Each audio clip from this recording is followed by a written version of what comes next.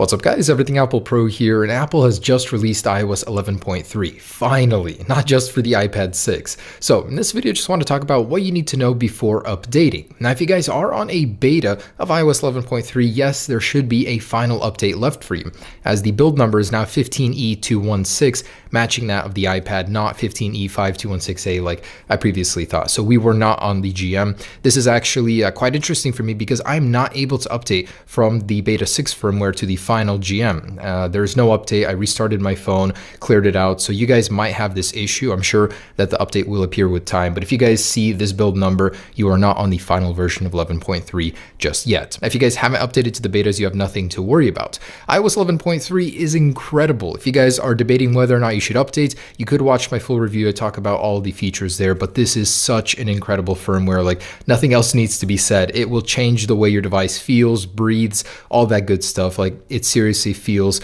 rejuvenated completely. Even though the iPhone 10 never felt slow, iOS 11.3 just brings out all this responsiveness in it. Now, I do have it installing on my personal iPhone, so I'll show you the actual performance on the final one in a second here, but we'll do some benchmarks and stuff like that. But I just wanted to mention a few of the notable features. So if you have an iPhone 10, probably Animojis are kind of cool. You will get a few new Animojis, these down here. The battery settings is pretty much the most important part of this update. If you guys have an older phone, namely an iPhone 6 or 6S, if you actually jump into the battery settings over here, you'll be able to see the battery health. And if you guys are in a weakened state, whereas the battery is in a diminished health state, you'll have a switch over here to actually go into a throttling mode where it'll actually throttle your CPU and you'll get more battery life, so your battery won't die as fast. Or you can turn it off and get maximum speed, but your device might die randomly. So this is probably the most notable change in this update, but there's a lot of smaller stuff.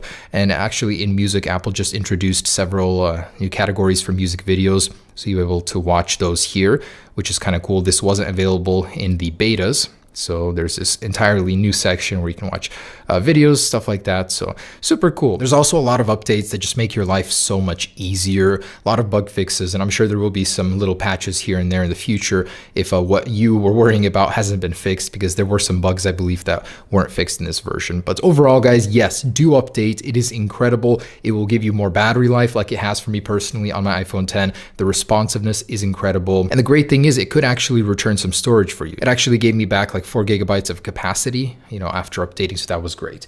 Now I'm going to go ahead and give you guys a little rundown of the speed on my personal iPhone after I set it up here in a sec. And here's my phone, so I just want to show you I am running the final version, 15E216. Let's go ahead and perform a Geekbench, see what kind of performance we get.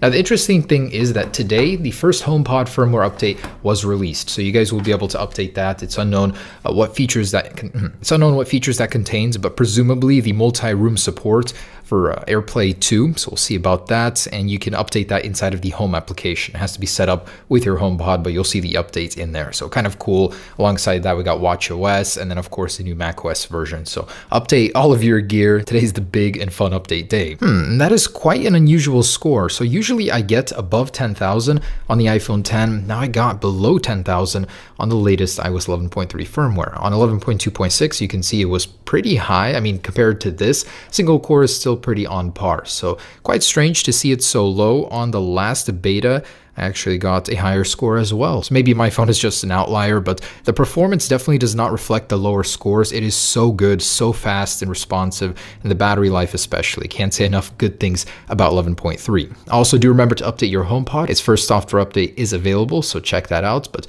anyways, guys, I would totally say do update to 11.3, and if you want the full features list, I'll leave a link down below in the description with the actual review. Anyways, enjoy the update, guys. Peace.